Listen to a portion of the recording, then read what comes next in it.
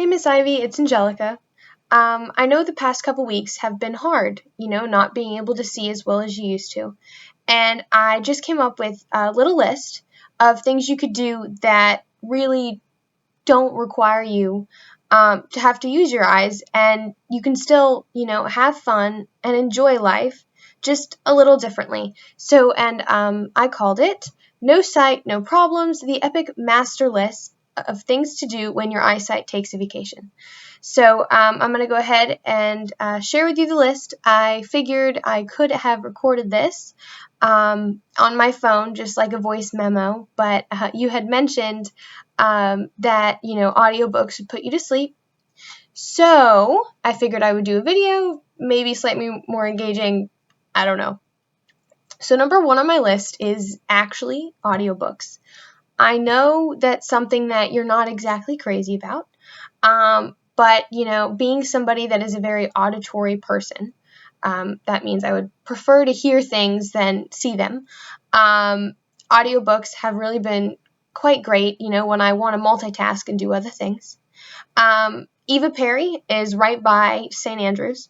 They offer audiobooks you can come pick up in person, but they also have audiobooks that you can, through their wake.gov site, that you can take out and loan online, and you could even listen from your computer, or, there's good old-fashioned CDs, whichever works best for you. Number two, podcasts. So, podcasts can now be your new best friend. I have always had this mindset of hating NPR or National Public Radio, and I still don't like it. But, and my dad loves it and always wants to listen to it. Whenever I get in his car, of course, he's listening to NPR, and I always turn it off super angrily. But, this one time he took my car and preset the little CD buttons to a talk show for each button. So the whole time I was driving, I had to try to skip channels and avoid all the talk shows because all of my preset channels that I had put were now replaced with NPR and some financial talk show, and it was just quite unbearable. But, and I hate NPR, right? But then I took AP Government, and my teacher, for an assignment, so of course I had to do it, made us listen to these podcasts, two of them, Presidential and Constitutional, which focus primarily on things in the constitutions and funky facts about presidents. And I decided that, I don't hate podcasts, and actually they're quite interesting and allow you to do multiple things, whether that just be take a small walk, or I like to draw or doodle or anything like that. It's really great, just something to kind of fill the silent void with. And some suggestions that I have and that I researched, and some that I've even listened to, would be Constitutional and Presidential. Presidential being talking about each of the 40-plus presidents and giving little funky tidbits about them and their lives, and, what they did before and what they did after being, a president. And then for some thrillers, like they're more of like following a storyline, almost like you would in a TV show series or something. There is Serial or 99% Invisible, and those seem really cool. I'm going to be honest, I've never actually listened to them, but I always hear the ads and they sound really cool, and I might just give it a try now that I've done this video. So yeah, and there's even some, being an animal lover, there's like a Strange Animals podcast, and there's For the Love of a Dog. That's another podcast that looked really cool. So, it's just look it up, and that could be something really cool to fill some of your time. The third thing would be dedicate yourself to becoming a slightly more professional singer. So, singing is all about vocals, what you can say and what you can hear, and so that doesn't take seeing at all, and maybe that's something that you could practice. That would be fun. Number 4, have an epic Mozart jam out session. So I know that sounds kind of funny. Mozart's music isn't very jammable, not really a pump your fist in the air kind of a thing, but I'm going to be the first to say I don't like classical music. I never have, and I probably never will. and it could be something that could put you to sleep. But then I listened to it, and when you think about it, one of the coolest things about string and classical music pieces is how, like, each individual instrument, individual melody, how it all comes together and makes this giant, unique masterpiece. And that's something that I wouldn't have been able to figure out until I closed my eyes and just used my ears. And though it can be difficult at times, not being able to, see as well, you have this unique perspective of just listening. And if you try to take that and do some of the things that you're used to doing, but focusing primarily with your ears as a strength, I think that could be really cool. I think music, just listening, just closing your eyes and listening and getting into the music, I think that's what makes it the most fun. So, and that's something that you could do. Some of my favorite instrumental music, there is Mozart, there's Beethoven, and all of those other really fancy, long-named people. But some of the ones that I would recommend maybe trying something different would be like David Garrett or Lindsey Stirling. For some of the more Italian, fancy-sounding names, there is Ludovico Einaudi, and there is Fabrizio Paterlini. And I love their instrumental music, and in my opinion, it's better than Mozart. So number 5 on the list is pick a new friend or relative to call up each day. So this is maybe a sign for you to catch up with some of your more distant relatives. Maybe get your great-grandkids, Joey or Anthony, on the phone, make them talk to you. Another thing, prank calls. The telemarketer guy would have no idea what hit him. And if you are running out of people to talk to, I would be more than happy to talk to you. I have a gazillion things to say, as you know, and so my number, you can always ask Miss Sue, but my number is 919-749-4690, and if you ever want to chat, I would love to.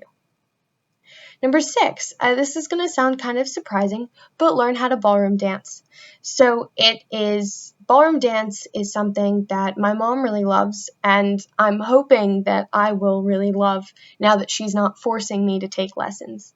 You can learn the steps on your own. You can learn the steps with a partner. And there was actually a woman that was legally blind, and her name was Mavis.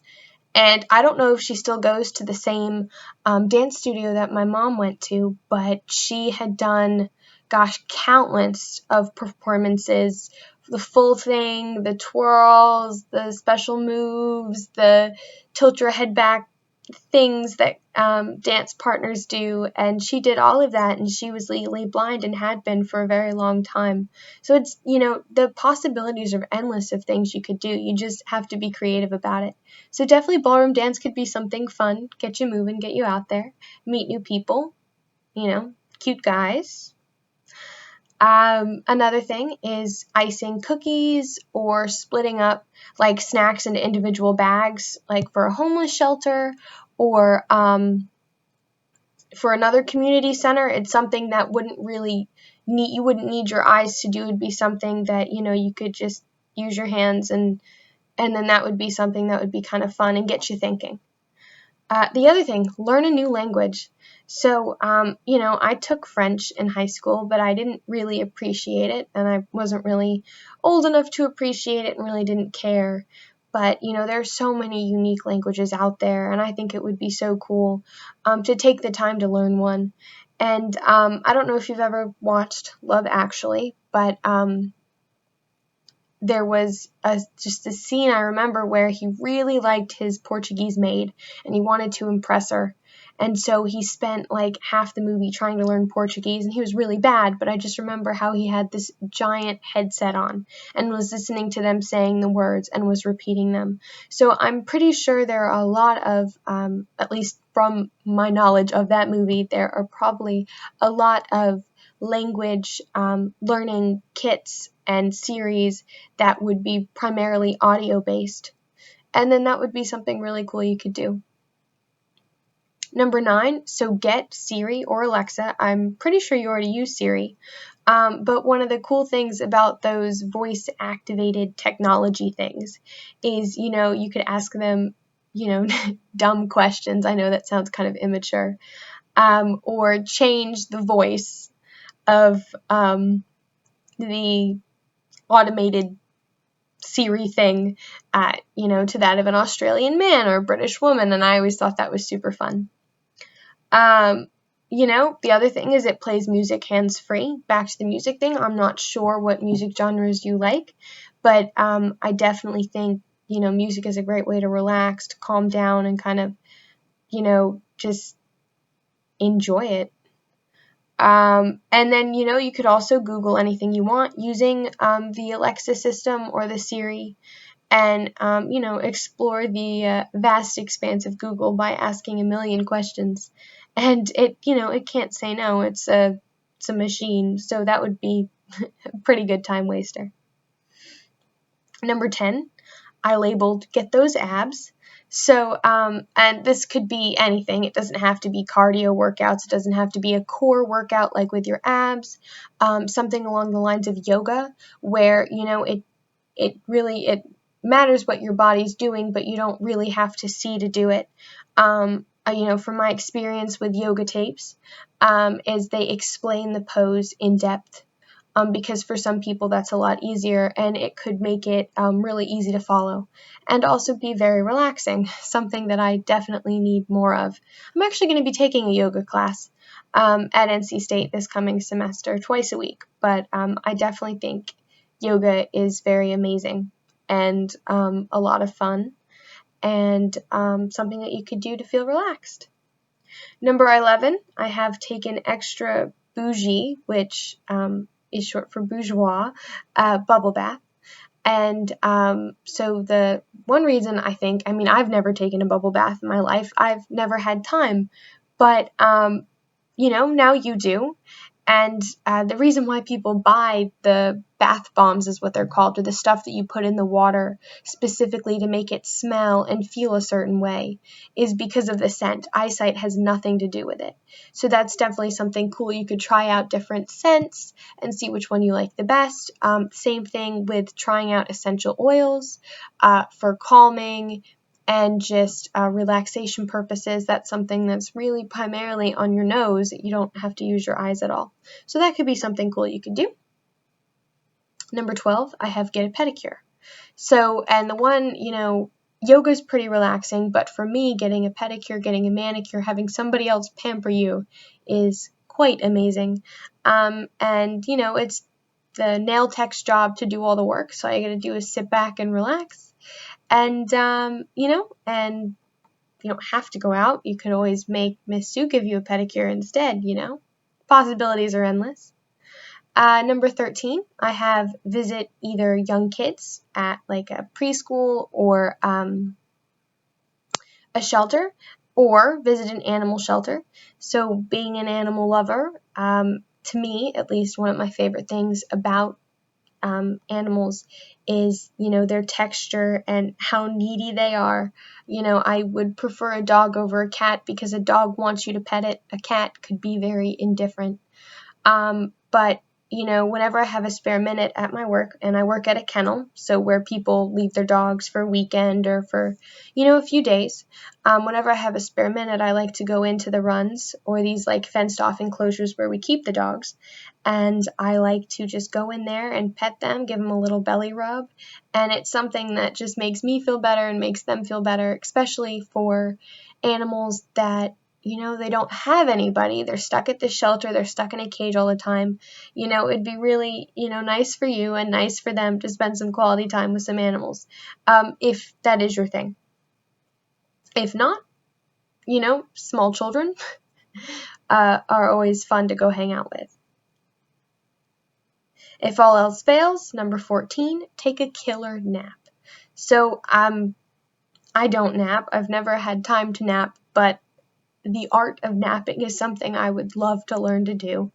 So, when all else fails, go take a nap. So whether or not you use any of these tips, some being a little silly, but all of them being very, very possible to do, I hope they inspire you to get the better of your predicament. The real trick when you have nothing to do, when you feel like you can't do anything, is to use your imagination. And people always complain, that they never have time to do things. And, thanks to some unfortunate circumstances, you now finally have the time to just sit down and do something. So, in some respects,